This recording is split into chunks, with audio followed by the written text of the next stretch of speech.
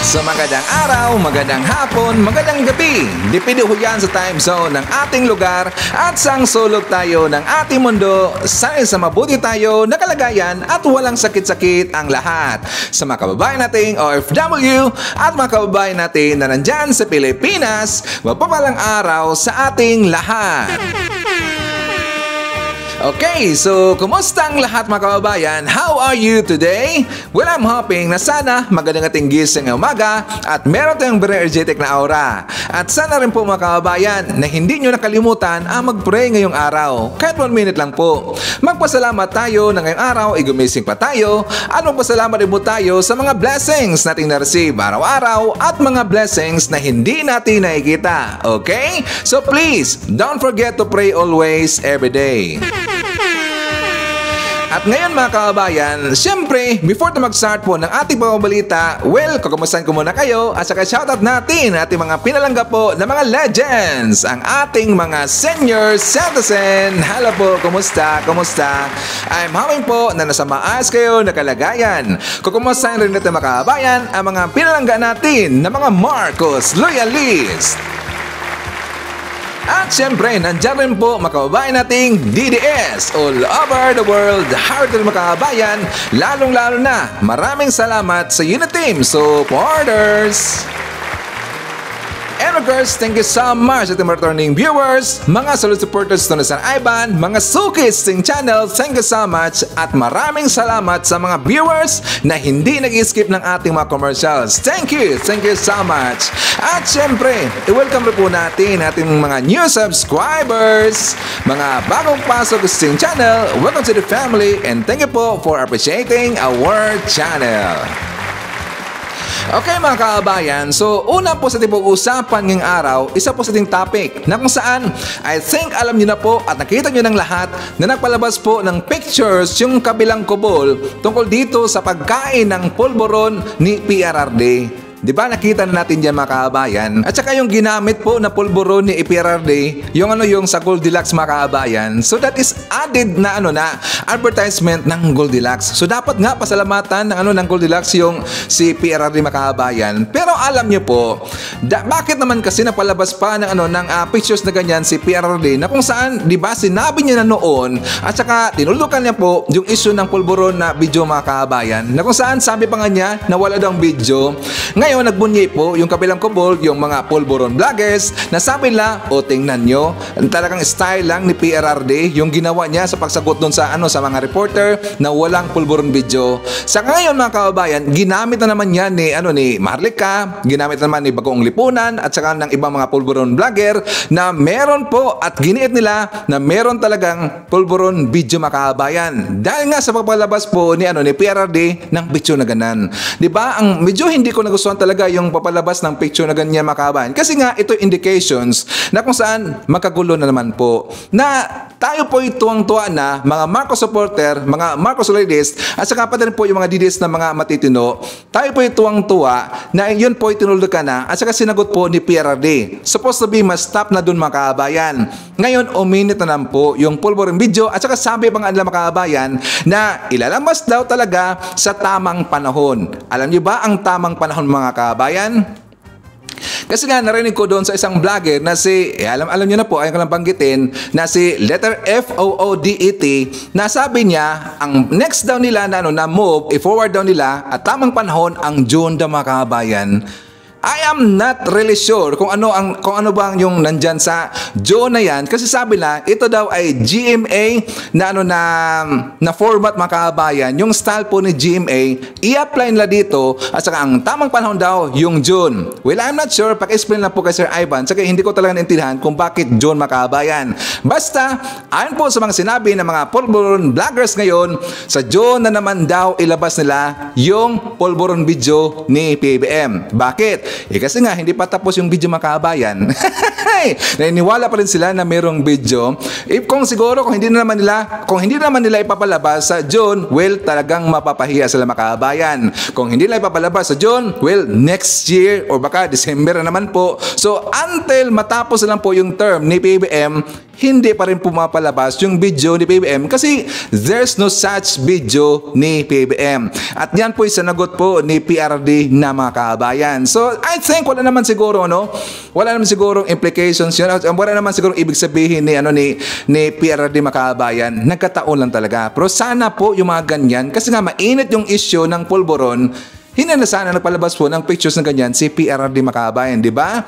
Lumalabas kasi tuloy dito na si PRD ay sinungaling makabayan. Correct me if I'm wrong. Di ba? Marami po tayong mga nababasa dyan sa mga comment ng mga Marcos supporter, mga loyalista na itong si PRD ay dahil nga sa video or dahil nga sa pictures na inilabas niya, nagiging namukha tuloy ditong sinungaling si PRD. Hindi kasi nag-iisip itong mga pulburon vloggers makabayan. Di ba? Yung mga banat nila, yung mga paninira nila ito kay PBBM, magre-reflect ho yan doon kay PRD. Totoo yan, magre-reflect yan makabayan. Kasi nga, hindi naman sila dito nagbabantay sa mga bunganga na kung ano-ano lang kanilang sinasabi dito, pero wala silang pakialam. Totoo lang, wala silang pakialam talaga kay PRD.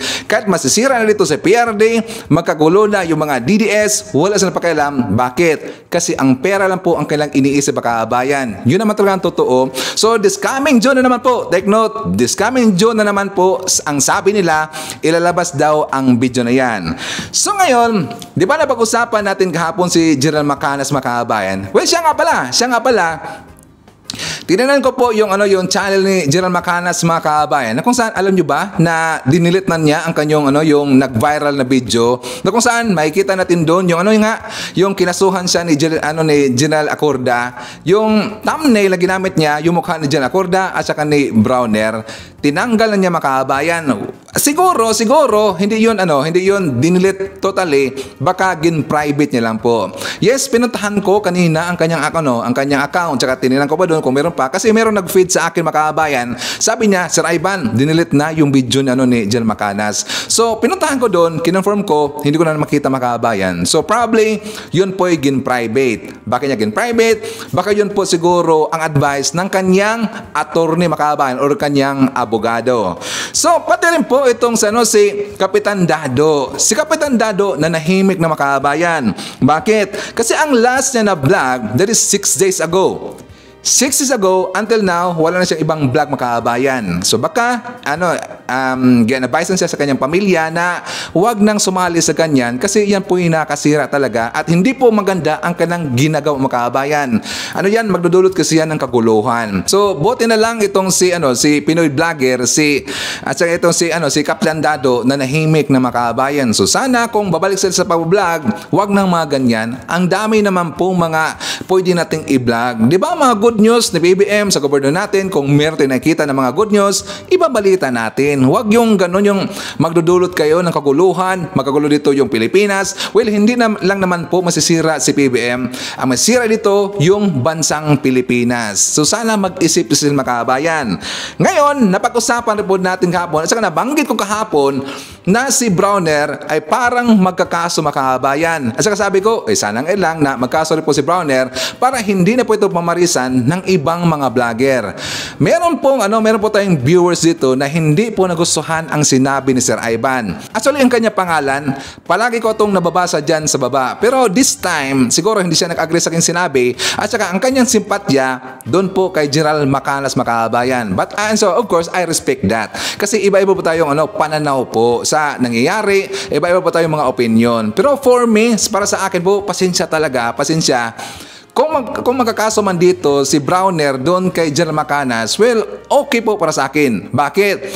Kasi ito po para hindi na po ito pamarisan ng ibang vlogger. Kasi kapag hindi ito siseryosohin po ng ibang mga ng ahensya natin, ng AFP at ng PNP, parang iisipin kasi o isipin po ng ibang mga vlogger na ay okay lang pala, wala namang problema. Kahit gagamitin ko yung mukha dito ni Chief Acorda at saka ni Browner at saka lagyan ko ng kahit ano-anong mga captions, okay lang pala.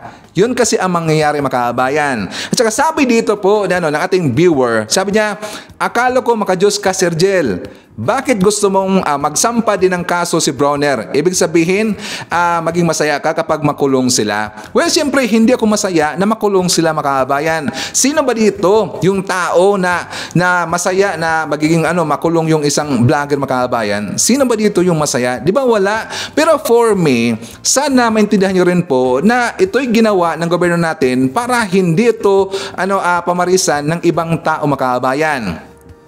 At saka bakit ko nasabi na makakaso dito si Bronner? Kasi hindi lang po ito narinig ko. Hindi lang ito narinig ko sa isang tao, mga kababayan.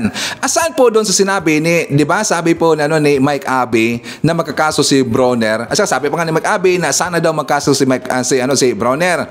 Narinig ko rin po ito, mga kababayan, doon po kay Ka-Eric sa Laban Kasamang Bayan. Yes, sinabi niya ni Ka-Eric, at saka doon po sa kanilang programa kahapon, mga kababayan, or the other day ba yun? The other day, na kung saan pinuri nila si PBBM. Kasi doon po sa kanilang topics, as in the whole nila na segment, mga kababayan, ang pinapag-usapan doon si PBBM, si General Acorda, at saka tungkol dito sa mga pagsupil daw sa kalayaang pamamahayag, yung freedom of speech. Pero at least ang kanilang mga opinion doon na inilabas, mga kababayan, fair po. Yes, masasabi ko yan na fair talaga ang pagkasabi. At saka nakakatawa nga kasi nga kapag bumalat na yung, di ba, apat sila na host dyan, mga kababayan, si Ka-Eric, si Loren Badoy, at saka may isang babae at saka lalaki, nakalimutan ko yung pangalan eh. Kapag bumanat na itong babae, pinipigilan siya kasi kapag sumusobra na ang kanilang opinion, mga kababayan. Saka sa tingin po ni Ka-Eric, medyo sumubra na. Binabara siya ni Ka-Eric, mga kababayan. At saka dapat, yan po ang dapat gawin. Kasi nga tayo po public kasi tayo, yung napapalabas tayo ng opinion publicly na dapat kontrolin po natin kasi yung freedom of speech, hindi po yan absolute. So yan po iniisip ngayon ni Ka-Eric. So buti na lang, iniisip nila yan, at least binabara niya kapag magsasalita natin yung isang lalaki, at saka pati po isang babae, na kapag sumubra na, mga kababayan, saka baka hindi na po magustuhan yon ng mga nakirinig ng iba. At saka before ko po ilalabasan niyo yung vlog ni Ka-Eric para meron tayong claim sa ating para meron tayong ebidensya sa ating claim, mga kababayan, kasi baka sabihin ng iba na gumagawa lang ng storya si Sir Ivan. Palagi ko yung palagi ko yung nababasa diyan sa baba, mga kababayan, fake news pero si Sir Ivan. Kasi na gumagawa lang daw ako ng mga istorya dito. Kahit anong gagawin natin, kahit anong gawin po ni Sir Ivan, meron ng video, meron ng screenshots, fake news pa rin po si Sir Ivan sa mata ng ibang mga pulburon vloggers, mga kababayan.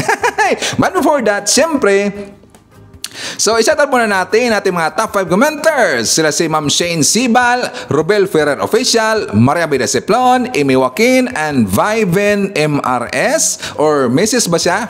Alam niyo, mga kababayan, napapansin ko na palaging untap, nasa top 5 commenters si Ma'am Shane Sibal. Ang daming ang comment niya, mga kababayan. Si Robel Ferrer, ang daming comment. Si Maria Bida Seplon, Amy Joaquin. And so, of course, the other day, sila rin po yung palaging maraming comments, mga kababayan. Bakit?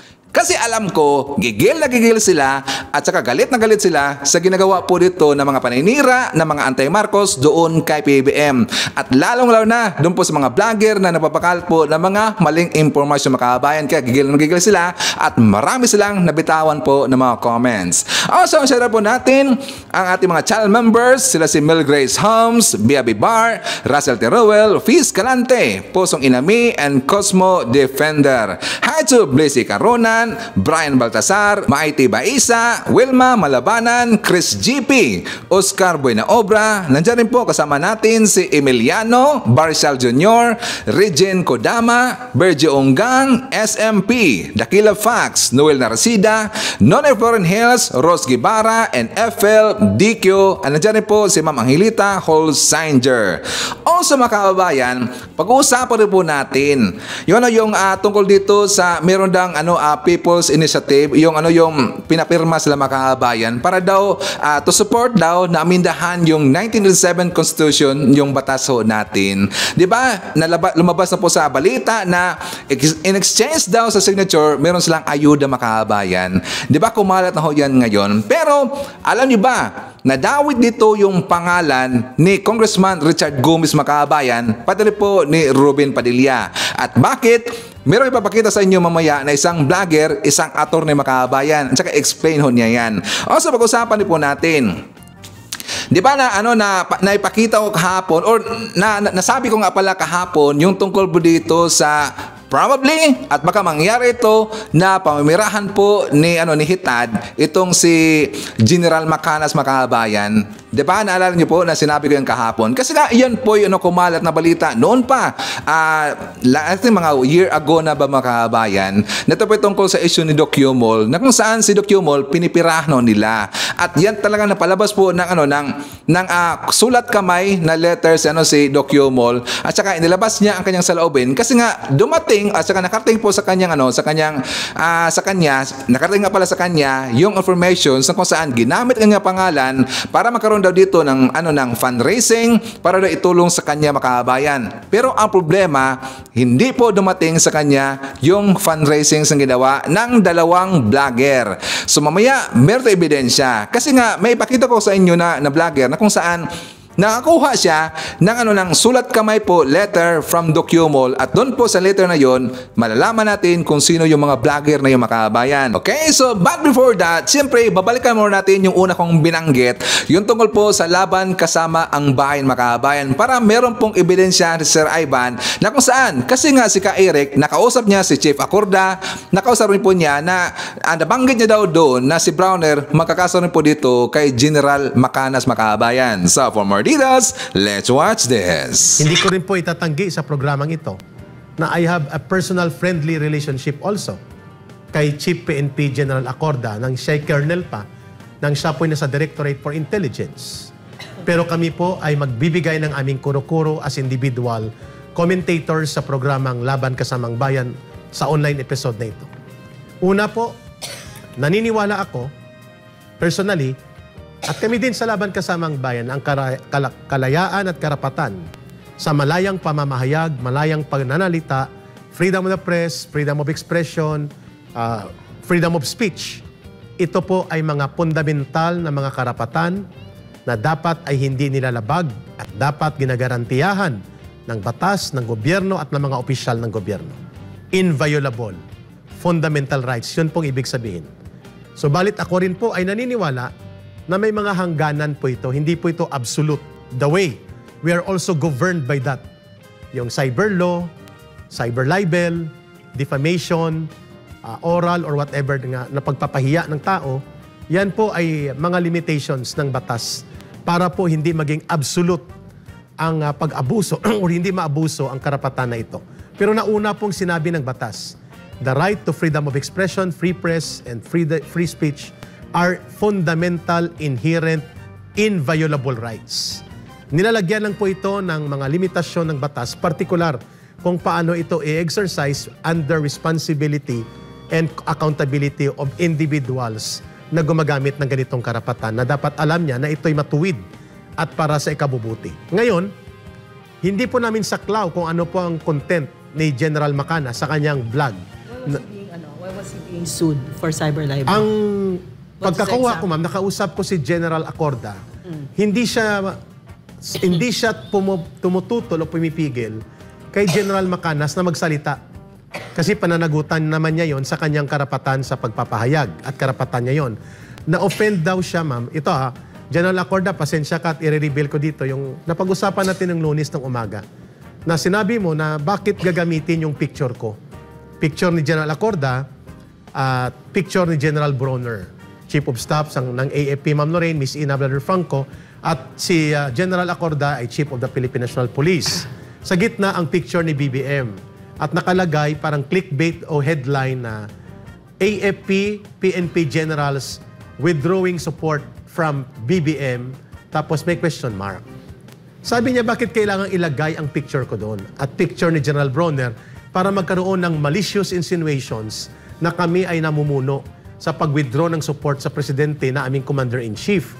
So, yun po ang kanyang contention. Kaya sabi niya, unforgivable. Personally aggrieved. Ganon? Was he concerned about the national security or what? What yeah, is it? Because dahil siya ay Chief of National Police, ang dating na pag hindi na-explain yon at hindi gumawa ng aksyon na legal, at nagpatuloy ang pagkalat nito, maglalabas na kinukonsinti niya ang panawagan of withdrawal of support tantamount to withdrawal of their loyalty to the Commander-in-Chief and questionable actions related to the constitutional relations of Commander and Commander-in-Chief.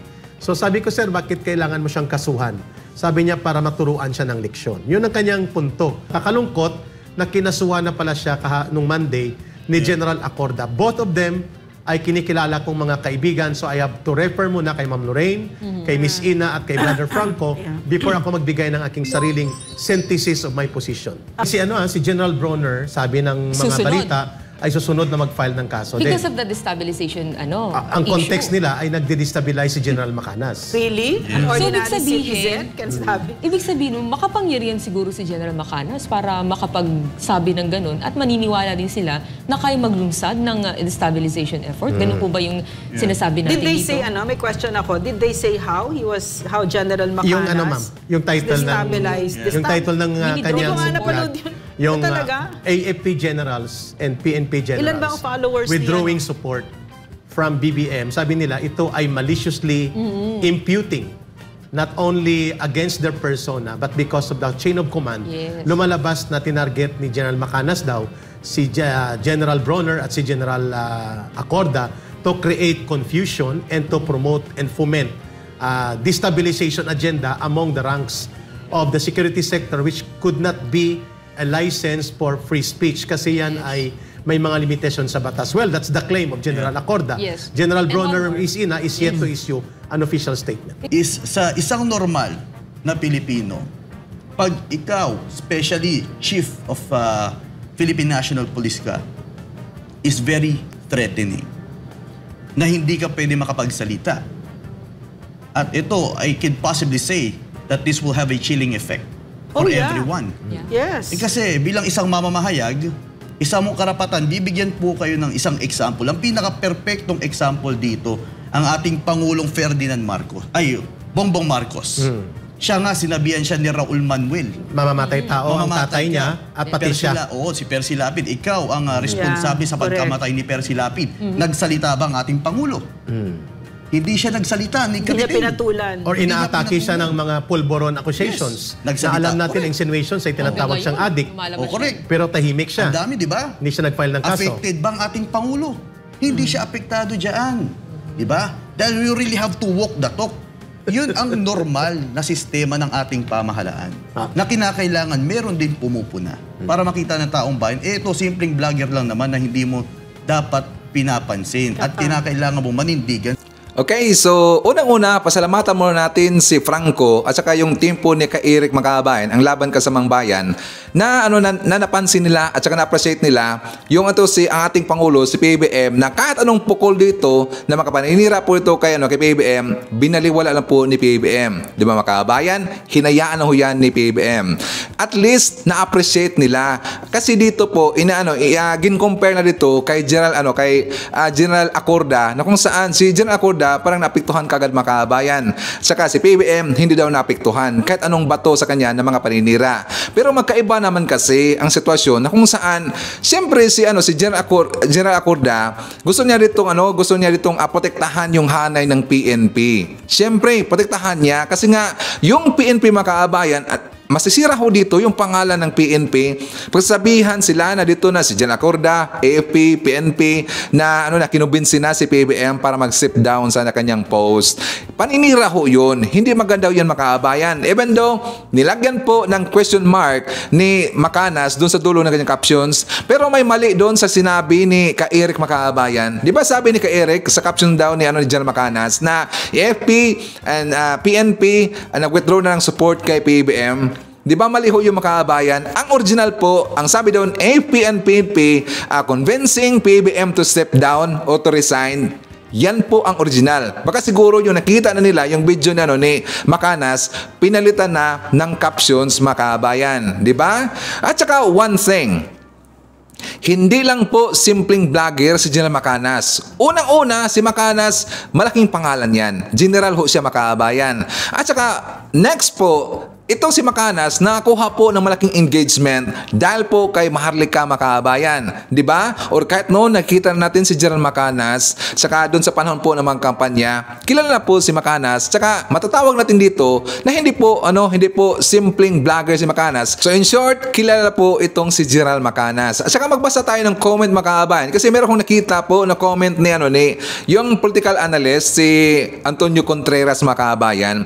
Maganda kasi ang kanyang comment, nakita ko sa kanyang post kung saan all this talk of removing President PBBM is not to protect or promote public interest. It is all driven by self-interest, totoo yan, or people who terribly miss having power or being close to those with power. It is also instigated by former allies of BBM who are embittered for being denied their share of the spoils. Huwag na tayong maglokohan dito. So tama po ang sinabi ni Antonio Contreras Makabayan. At least, di ba, totoo naman talaga yan. Yung iba kasing una na tumira to kay PBBM, yung mga natanggal, yung hindi po nabigyan ng pwesto sa gobyerno Makabayan. At saka doon rin po niya nag-umpisa nung natanggal na sa post itong si Vic Rodriguez, natanggal na po si Atty. Trixie, so on and so forth. Doon na po nag-umpisa yung bangayan at saka yung mga paninira nila kay PBBM Makabayan, di ba? Until na nasundan po sa issue dito kay BP Sara at saka ni SMR. Mas lalong uminit Makabayan. Pero doon talaga na umpisa kay Vic Rodriguez at saka kay Atty. Trixie, doon na Makabayan. Pero yun po inumpisahan nila ni Sasot. Sumunod na lang itong sila si Hitad at saka itong si Bagong Lipunan. Pero doon talaga uminit yung issue Makabayan. Okay, so magbasa rin po tayo ng comments sa ating mga kababayan. From Aurora Sarmiento, hello Sir Ivan, maraming salamat sa patuloy na suporta sa mahal nating Pangulo BBM. Mabuhay tayong lahat naniniwala sa admin ni BBM. Marcos Loyalist here, salamat at ingatan nawa tayong lahat ng Diyos. Yes, maganda po. Saka comment po dito ni Maika Ninso. Ang mga taong gumagawa ng di mabuti o masama, may araw ang mga yan sa ating Panginoon. Huwag gamitin ang Diyos sa gawaing masama. Kumakampi ang ating Diyos sa gawaing mabuti. Yes, very agree talaga sa comment niya Makabayan. Tsaka sabi pa dito ni Rosa Agonzaga, salamat Sir Ivan, congratulations sa mahal na Pangulo BBM. Repay more, mabuhay ang Pilipinas. Okay, so dito ipapakita ko sa inyo Makabayan na yung ebidensya ni Sir Ivan na kung saan ito po'y napag-usapan ni kilala ba natin si Takeru Miyamoto? Si Takeru kasi Makabayan, year ago, meron siyang vlog na kung saan si Takeru nakakuha po ng ng picture. Yung picture na yon, meron pong sulat kamay ni Doc Yumol Makabayan. Pinicturean ho yon. Saka binasa ho yon ni Takeru sa kanyang vlog. Doon po sa kanyang vlog, malalaman natin dito kung sino po yung dalawang vlogger na pinirahan si Doc Yumol. So for more details, let's watch this. Kung maalala nyo po, ginawan ko po ng content itong sulat nga daw po di umano ni Doc Yumol. Kasi nga, may mga vlogger nga daw po na ginagamit daw ang pangalan ni Doc Yumol para po makakolekta ng pera. So medyo nagreklamo nga po si Doc Yumol kasi nga hindi siya sigurado kung ang lahat ba ng mga pera na kinokolekta po ng vlogger po na to ay 100% po ay napupunta po sa kanya. So kung ngayon, kung mapapansin nyo po sa thumbnail ko po na yan, nakalagay po dyan yung mukha po ni General Macanas at saka ni Maharlika. Kasi nga po mga ka-streetwise, bago po ma-terminate po yung channel po ni General Macanas, ay na-research ko po na si General Macanas din po pala ay ang isa po na nagpo-proclaim na tumutulong daw po kay Doc Yumol. So nabanggit niya nga po yan sa isa niyang vlog. At especially po ngayon na si Maharlika ay talagang open. Open na open si Maharlika at walang humpas na pinangangalandakan ni Maharlika na isa siya sa mga tumutulong kay Doc Yumol. So kaya ako nga po nilagay po yung dalawang picture po ng dalawang vlogger po na yan. Kasi sila po yung nakita ko po na nagsa-self-proclaim na tumutulong nga daw po kay Doc Yumol na vlogger. So kung meron pa pong iba na kilala ninyo na nagsa-self-proclaim na tumutulong nga daw kay Doc Yumol, paki-comment lang po sa baba. Para nga po, makakuha po tayo ng hint kung sino ba talaga ang binabanggit po ni Doc Yumol dito po sa sulat niya. So mga ka-streetwise, ito po yung sulat nga po ni Doc Yumol. So, nung na-content ko nga po ito nung nakarang araw, may mga page nga po na hindi malinaw. Kasi nga po, pinasa lang po sa akin. Pero eventually nga po, dahil nga po sa pangungulit ko sa kanya, 'di ba, at halos magmakaawa na ako para makakuha nga po ng malinaw na kopya para mabasa po natin ang pinakanilalaman po ng sulat po na yan. So, maraming salamat po sa iyo, ma'am, dahil pinagkatiwala niyo po sa akin itong sulat po na to. At para na rin po malaman din po ng ibang tao. Alam ko may magko-question po sa inyo kung totoo ba talagang sulat po ito ni Doc Yumol. So, ang sabi po sa akin, yung kamay po na yan na makikita nyo po ay kamay po yan ni Doc Yumol. Na pinicturean niya yung sulat na yan sa pamamagitan nga po ng cellphone nung mayroong idalaw. Diba? Mayroong idalaw eh. Meron pong pagkakataon, I think once a month ata or once a week, hindi ako sigurado, na pwede pong humawak po ng cellphone ang mga nakadetain sa kulungan. So dito po nakakuha po ng pagkakataon po si Doc na ipakita po tong sulat po na to. So para sa akin po kasi nakakadagdag po kasi ito ng credibility sa sulat po na to. So ngayon, basahin po ngayon natin ito pong nilalaman po ng sulat, 3 page po ito, at kayo na pong bahala kung sino nga sa tingin ninyo ang binabanggit nga po ni Doc Yumol na nangongolekta daw ng pera gamit po ang pangalan niya. Isipin ninyo, nakakulong na yung tao, ginagamit pa para magkapera. So ulitin ko lang, kaya nakalagay dyan yung mukha ni General Macañas at saka ni Maharlika kasi sila po yung dalawang vlogger na nakita ko na lantaran nga po na binabanggit na tumutulong daw po sila kay Doc Yumol. So ulitin ko lang po ulit, kung meron pang ibang vlogger na kilala ninyo na ang sinasabi nila ay tumutulong nga daw po kay Doc Yumol, paki-comment lang po sa baba. Para po malaman po natin kung sino po itong vlogger na binabanggit nga ni Doc Yumol. Para lang ma-determine natin kung sino ba talaga. Para, di ba? Kasi ako na-intriga talaga ako eh. So tara, basahin natin ha. Ito mas malinaw to. So ang sulat po ay ginawa po ni Doc Yumol noong November 11, 2022. So basahin natin ha. So maraming salamat po sa lahat ng dasal, tiwala at suporta sa akin at sa aking pamilya. Nalalaman at nakakarating po sa akin ang mga kwento, pabati at dasal ninyo. Masakit man sa akin pero kailangan ko kayong balaan sa isang nakakalungkot na pagtataksil at paggamit sa sinapit ko at ng aking pamilya upang makakolekta ng pera sa mga supporters ko at makapanira sa administrasyon, BBM at ng kanyang asawa at gabinete. So ang hint po dito, meron daw pong nangongolekta ng pera gamit po ang sitwasyon ni Doc Yumol at naninira po kay President Bongbong Marcos sa kanyang asawa at sa kanyang gabinete. So ito po yung isa po sa clue ni Doc Yumol. Okay, nakarating po sa akin ang mga ebidensya na limpak-limpak na pera na mahigit 200,000 ang nakolekta ng isang kaibigan sa social media, vlogger, mula sa mga gustong tumulong sa pamilya ko na karamihan ay OFW. Okay, so meron ng meron ng sinasabi si Doc Yumol dito na isang vlogger na nangongolekta daw po ng pera na umabot na nga daw po ng 200,000 pesos. Okay, so next page. Sinasabi po niya sa mga vlogs niya na ako at ang aking pamilya ay sinusuportahan niya. Okay. So ulitin ko lang, medyo mabagal yung basa ko, no? Sinasabi po niya sa mga vlogs niya na ako at ang aking pamilya ay sinusuportahan niya. Hindi po totoo yun. So sino po yung vlogger na nagsaself-proclaim na sinasabi niya sa mga vlogs niya daw na sinusuportahan daw po niya pati ang pamilya niya. So hindi totoo yun. So sino yun? Okay. So ito na yung part na hindi ko po nabasa nung nakaraang content ko kasi nga medyo malabo. So ito na. Masakit sa akin ito dahil siya ang hinuring ko ng kaibigan. Ate! So babae! Ay! Girl lalo! O babae pala. Okay. O so, ano na pala? Burahin na pala natin yung mukha ni General Macañas dyan sa sa thumbnail ko na yan. So hindi na si General Macañas pala yun. Kasi nga babae, ate nga daw. So babaeng ahas, baka yung babaeng ahas to. So okay, ate, mentor,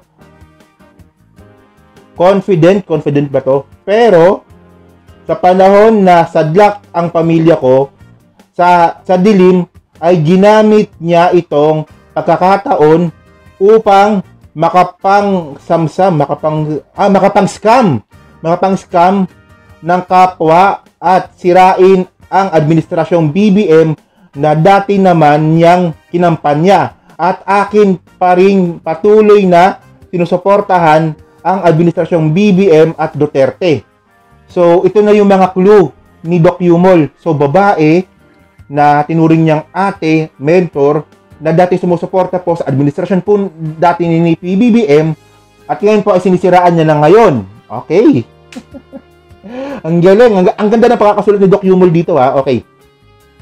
Nais ko sanang gamitin ang pagkakataong ito para linisin ang pangalan ko sa kanyang paninira sa administrasyong BBM Duterte at nangakawani.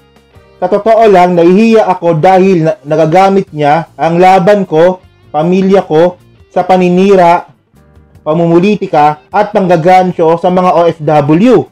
Yon. Okay, so, gets nyo na. Kung sino ba yung vlogger na kung saan po siya nagsimulang batikusin ang administrasyon po na to, gamit po ang pangalan o ang sinabit po ni Doc Yumol. Siguro gets nyo na. Diba? Kasi may mga clue eh. So ito ang sumunod, no? Sa gustong magpaabot ng tulong para sa mga alaga ko, pasyente ko at suporta sa akin, maari po kayong dumiretso at makipanawagan sa kuya ko sa Facebook. So ang pangalan po ay Chen Yumol. So dun nga po sa mga gusto pong tumulong nga po kay Doc Yumol, huwag niyo na pong ipadaan po sa vlogger po na to. Huwag nyo na pong ipadaan sa vlogger po na to na binabanggit ni Doc Yumol. So, dun po tayo, magbibigay po ng suporta or ng tulong financially, especially sa financially, dun nga po kay Chen Yumol na kapatid po ni Doc Yumol. Okay. Siya lang po ang inatasan ng aking pamilya na tumanggap ng tulong mula sa netizen. Talagang dito na lang po ang aking liham. Muli ay maraming salamat po at patuloy nating mahalin ang Pilipinas, Doc Chow Yumol. So, doon po tayo magbibigay po ng tulong kay Chen Yumol. Doon po sa kapatid niya. Huwag dito sa babae na vlogger na dati sumusuporta sa administrasyon na ngayon po ay sinisiraan niya at palaging sinasabi na tumutulong nga daw po kay Doc Yumol at sa kanyang pamilya na hindi naman pala totoo. So ang clue na ibinigay ni Doc Yumol makabayan doon sa kanyang liham, klarong-klaro po na si Hitad, 'di ba? So ang ginawa dito ni Hitad kay Doc Yumol na pinirahan niya, hindi pa itong malayo, nagagawin niya ito dito kay General Macanas makabayan. 'Di ba? Sinabi ko kahapon na mayroong balita na hindi lang po si Takiro ang nagsabi niya makaabayan. Meron pong ibang mga vlogger nagsabi rin po. Saka makaiba po ang kanilang information na nakuha. Pero kapag buuhin natin ang information, si Hitad po ang kanilang ibig sabihin makaabayan, 'di ba? Ganon po si Hitad. Yan po siya manggagamit ho yan makaabayan. So mag-iingat tayo din kay Hitad. So anyways, bago na mag-jump po sa ating next topic mga kababayan, i-shout out natin si Fel Macabato, Marilo Ferte, Zeni Hattori, Regina Oxon, Lionel Desiderio, Bele Chu, Ophelia Neri, Marmar. Nandiyan po si Mary Omura, Jillian Quezon, and hi to Biyahe ni EJTV, Jose Laven, Ashen, and Ryan Wolbigins from Virginia, USA. Hi to Ma'am Carclia, Cecily Beer, Redler, Trexie, Lily, Carmen, Judy, Don Kings, Red One, Little One, J Cabal, Lentic Power Force Team, Tita S, Aiko, Pax, JCZ, Elzar, Caitlin, Wenzel Paises, Lady Net, Sir Castillo, Sir Golfy, Tata Emek, and Tata Jack First of Jack First family. Shoutout also kay Evelyn Garcia and Lorna de los Santos. Mga kababayan, dito na tayo sa issue po, yung merong signatories na or meron nga palang People's Initiative na kumakalat ngayon doon sa Davao, sa QC, sa parte rin po sa Bicol mga kababayan, if I'm not mistaken. Kasi ito ay inisyatibo na kung saan kapag pipirma ka mga kababayan, bibigyan ka ng ayuda na 100 pesos lang. At saka hindi yun, meron rin pong balita na lumabas na bibigyan ka daw ng hindi lalampas ng 3,000 ba yun or 2,000. Pero doon tayo mag-focus sa 100 pesos kasi yun ang unang pumutok mga kababayan na balita. Alam niyo ba, sinabi nito na ni attorney, isa pong vlogger, mamaya papakita ko sa inyo na kung saan nabanggit niya yung pangalan ni Representative Richard Gomez mga kababayan, pati rin po itong si Senator Robin Padilla. Kung bakit, dito muna tayo sa balita. So for more details, let's watch this. Ito po yung form na ito para ito sa kinakalap ng ating mahal na congressman na signature campaign. Para saan po yung signature campaign? Para po sa pag-amyenda o sa pagbabago ng 1987 Constitution. Ito, para po gusto nila itong mabago. Kasi, di ba, marami na yung mga dati pang batas na hindi naman po naaangkop na sa panahon ngayon. So, ito po, kung sakali po ito napapabor po sa atin, marami po tayong makakalap si congressman dito, magkaroon po tayo ng charter change.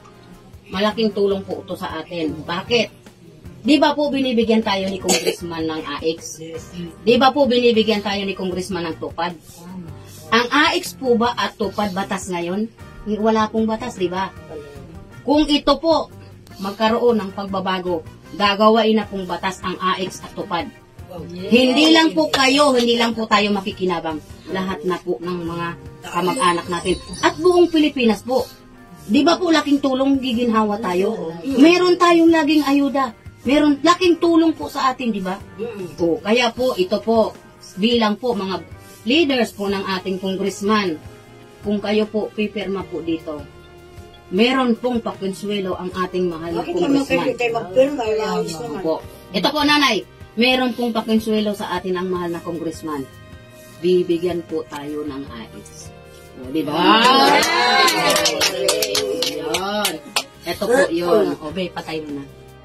Bakit ang tapang nila mag-alok ng ganito? Talaga bang for sale na ngayon ang ating saligang batas? Ano ba naman to? Talagang grabe namang itong kawalanghang ito. 20,000 pirma hanggang weekend. Iyan umano ang direktiba sa ilang syudad kapalit ng 20 milyong pisong ayuda mula sa gobyerno. Ayon kay Senator Amy Marcos, batay sa kanyang impormasyon, sinasabing inalok ang ilang distrito sa iba't ibang rehiyon ng pondo para sa ilang programa ng gobyerno kapag nakakuha ng sapat na pirma para sa People's Initiative na layong amyendahan ng saligang batas. Kabilang narito ang 5 milyong pisong ayuda sa ilalim ng Department of Social Welfare and Development, 10 milyong piso para sa medical assistance para sa indigent patients sa ilalim ng Department of Health at 5 milyong piso para sa tupad program ng Department of Labor and Employment. Pinag-utusan ang napakaraming bagong halal na mga barangay kapitan na mag-produce ng mga lagda na 20,000 by weekend para sila mabigyan nitong sinasabing DSWD, DOH at DOLE na mga goodies. Nang matanong kung sino ang posibleng nasa likod nito, sagot ng presidential sister, hindi ko alam. I clearly somebody na may talagang hawak dyan sa budget, ano? So we know that the power of the purse rests with Congress. So baka yung may access talaga at some semblance of suasion and control over the funds. Nakasaad sa konstitusyon na maaari magpanukala ang taong bayan ng amyenda sa saligang batas sa pamamagitan ng isang petisyon nang hindi bababa sa 12% ng registered voters sa bansa at dapat kada distrito hindi bababa sa 3% ng registered voters nito ang lalagda at sa nilalaman ng umano'y petisyon magkasamang boboto ang Senado at Kamara para sa tsa-tsa. Kinundena ng ilang senador ang umano'y panunuhol para sa pagtulak ng tsa-tsa. Anila, ang totoong People's Initiative ay malayang nanggagaling sa taong bayan at hindi sa pilitan gamit ang pera. Kaya panawagan ng ilang mambabatas, mas imbestigahan ang issue at panagutin ang nasa likod nito. Ayon kay Senate Minority Leader Aquilino Coco Pimentel, kung mapatutunayang pera ng gobyerno ang ginamit para rito, maaring kasuhan ng paglabag sa Anti-Graft and Corrupt Practices Act ang nasa likod ng panunuhol. At ano pa man ang pinagmula ng salapi, giit ng senador, hindi ito tunay na People's Initiative dahil pera at hindi taong bayan ang nagtulak sa petisyon at hindi ito kinikilala ng konstitusyon. Okay, so idritso na rin po natin mga kabayan para maintindihan natin yung ang ibig kong sabihin kung bakit nabanggit dito ni Attorney Claire. Kilala naman natin po si Attorney Claire na vlogger na yung attorney. Kung bakit nabanggit dito si Congressman Richard Gomez pati rin po si Senator Robin Hood Padilla mga kabayan. So for more details, let's hear this. Mga kayubi, mag-ingat po kayo ha. Pakisabi sa mga kamag-anak nyo, especially sa mga probinsya partner. Baka meron sa inyong lumalapit at nagpapapirma. Balita to Papapirma, nagbibigay ng 100 pesos. Bakit? Para daw sa isang People's Initiative para sa charter change. Oo. Ang problema, partner, Ano pa? Binabayaran? Oo, binabayaran para just to sign. Umiikot daw yung form. Oo. Diba? Umiikot yung form for a people's initiative para matuloy yung chacha. Yung chacha, para baguhin yung constitution natin. Diba? Ang problema kasi, diba, hindi ba to cheating? Oo. Diba? Ang nangunguna daw dito. Ito hindi chismis, partner. Balita to. Ayan. Yan. Sige. Saan na ba yun? Camera? Ha? Yan ha. Yan, balita to. Ang nangunguna dito ay si Speaker Romualdez. So, medyo kumakalat siya na may pondo na daw na naibigay sa mga mayor para ma-distribute yung pera sa mga pipirma. Parang sabi, 50% na yung advance para doon sa pipirma. Tama ba yun? Kasi kailangan party ng bawat lugar. Oo, ng bawat populasyon. Specific place. Oo. Dapat sumang-ayon. Oo, na parang may pipirma. Sa pamamagitan ng pagpirma. Signature nila. Yes. Oo. Pero hindi, partner, yung ganong klaseng way, di ba, para makuha yung kanilang desisyon yan di ba? Yun ba ay kasama, partner, sa, yun ay nasa batas. Pero yung manner. Bawal yun. Kasi binibili mo. Babayaran mo, bibilihin. Yung boto. Kahit hindi boto, yung pagsang-ayon, partner. Oo. Parang gano'n na rin yung partner Kasi, paano ako kung hindi ako sang-ayon sa panahon ngayon, di ba? Sa hirap ng pera ngayon. 100, partner. Ano ba naman yan? Sige, 100, wala naman ako. Iniisip na ibang tao, sino ba naman ako? 1 tao lang ako, di pirma na. No. Pero, partner, pag nagkasama-sama yan, marami-rami pwedeng may magawang pagbabago and at the same time baka pagsisihan. Oo. 'Di ba? Okay, partner, kasi ito lang nakikita ko. Kasi syempre nabanggit mo nga, partner, pagsisihan. Bakit? Kasi yung plano naman na baguhin ang ating constitution. Yung mga provision, tama ba, partner? Yung economic provisions daw para sa ikauunlad ng ating bansa. Economic provisions lang ba talaga? Oo. Although yung iba, nais pa nilang isingit yung ibang mga partner, provision na hindi naman dapat sa tingin ko, hindi pa napapanahon yun. Parang different form. Ng natin. Gobyerno. Ng gobyerno na para dapat may prime minister na whatsoever, ganon. That is going 8 taon. Yan pa. Sinabi yan Sinabi to ni ni very good senator. Robin Hood. Napunta na kung saan-saan. Pinag-uusapan lang naman dito yung economic provision. Dahil nga sa sitwasyon ng ating bansa. Pero partner, pag nakasalang na to, di mo na alam. May insertion nga minsan sa batas. Kaya diba? Yung maharlika nga, ang dami nga mali. Pero bakit na-aproban? Correct. Tapos ito. Ginawa pang urgent. During may BICAM, nadagdagan. Ang pondo. Yung sa General Appropriations Act. Sabi mo nga kanina, posible mailagay sa panganib. Mali. Pwede. Baka pagsisihan natin. Baka pagsisihan. Okay. Bakit naman pagsisihan, partner?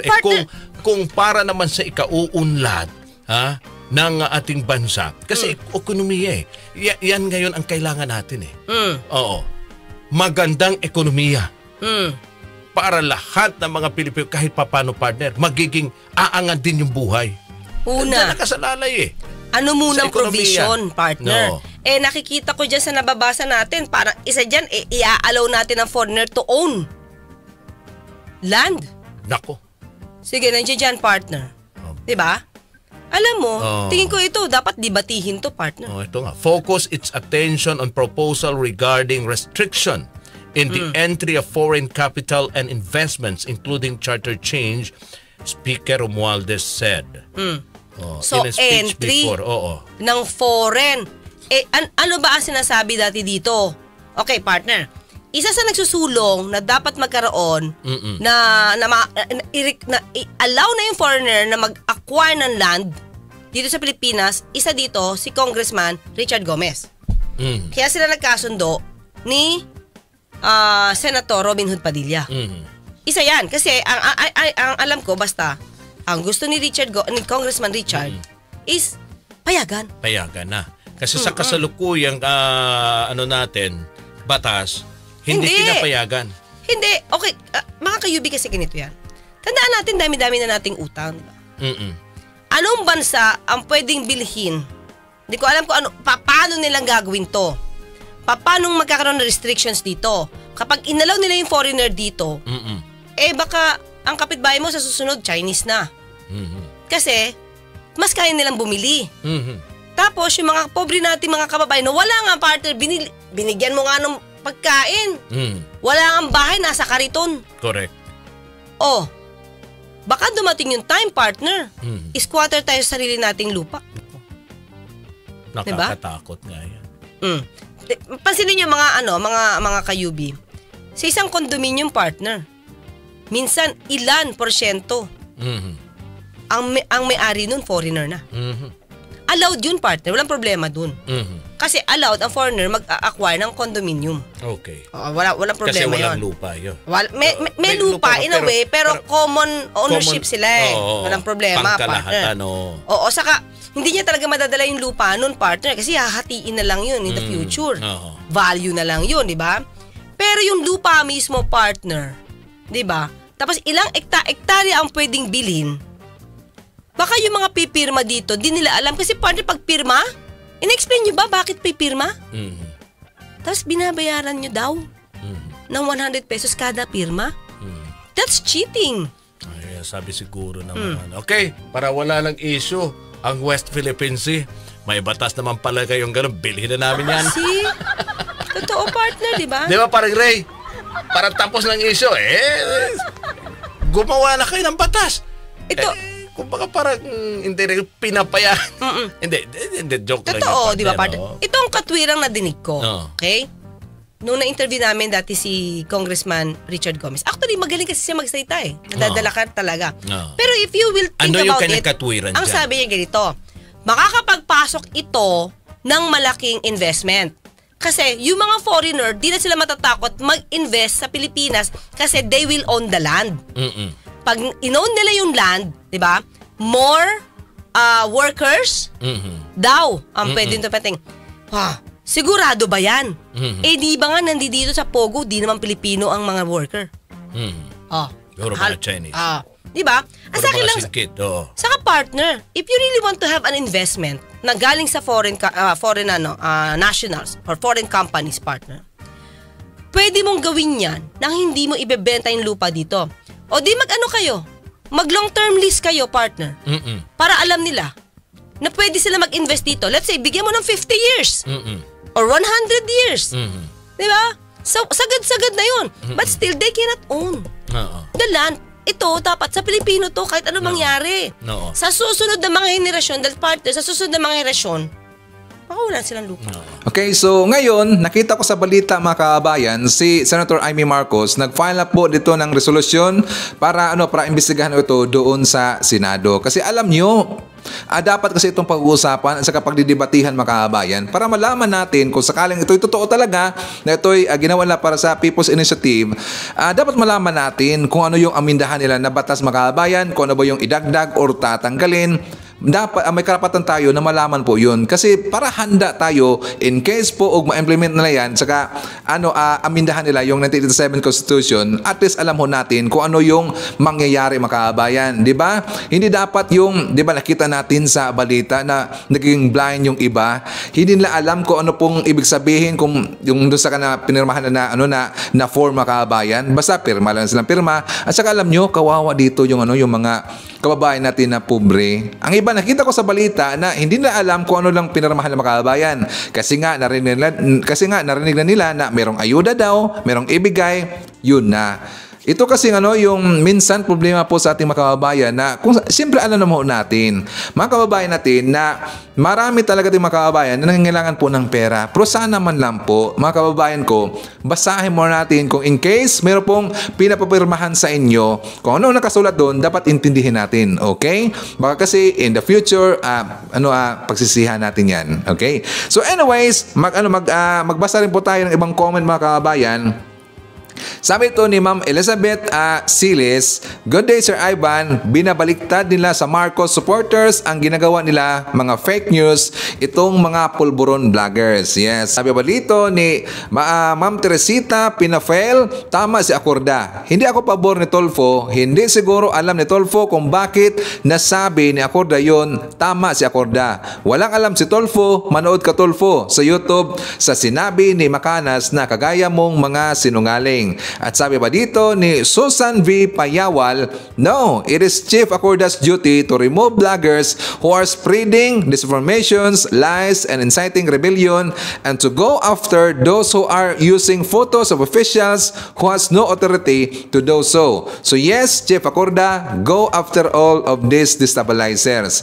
At sabi pa dito ni Ma'am Julian Pinalosa, "Lahat ng kaso ginagawa at ibinato sa Marcoses, lalo na noong panahon ng kampanya, kung totoo ang polvoron video na ilabas na yan." Again, thank you so much sa lahat ng mga viewers na lagi pong nag-comment dyan sa baba, and I would like to encourage also sa ating ibang viewers na mag-comment dyan sa baba. Makakaasa po kayo na binabasa ko yan lahat ang inyong mga comment dyan sa baba kasi nangunguha po ng information si Sir Ivan. At saka, syempre, pasensya po na hindi ko ma-shoutout lahat kasi ang dami naman po ang nag-comment, at saka hindi ko rin po mabasa lahat ang inyong mga comments. Okay? So again, thank you so much.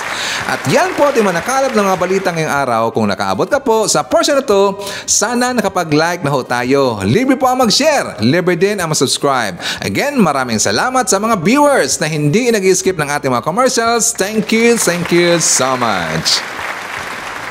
At before natin tatapusin ang ating programa ngayong araw, sana sabayan nyo si Sir Ivan para sa ating live messaging prayer. Mahal na Ama sa langit, salamat sa iyong proteksyon at pakikibahagi na higit na nakikita sa aming buhay upang kami ay lumago sa pananampalataya araw-araw at makilala ka. Ama sa langit, ipinagdarasal namin ang lahat ng aming pamilya at kaibigan. Saan man sila naroroon, mangyaring bigyan sila ng masaganang pagmamahal at biyaya. Ipinagdarasal din namin ang mga kaibigang nahihirapan, mangyaring dagdagan ang kanilang pananampalataya upang mahanap nila ang mga solusyon sa lahat ng problema. Naniniwala kami na ang mga umaasa sa iyo ay hindi kailanman mabibigo, ngunit magkakaroon ng bagong lakas. Walang imposible sa iyo. Nagpapasalamat kami at nagpupuri sa iyo magpakailanman. Amen. So maraming salamat mga kababayan, and I hope to see you again on my next video. BBM Sara! BBM Sara! Pagkakaisa patungo sa ginhawa. BBM Sara! BBM Sara! Para sa kinabukasan naming mga bata. BBM Sara! BBM Sara! Walang imposible na kapag nagsama-sama.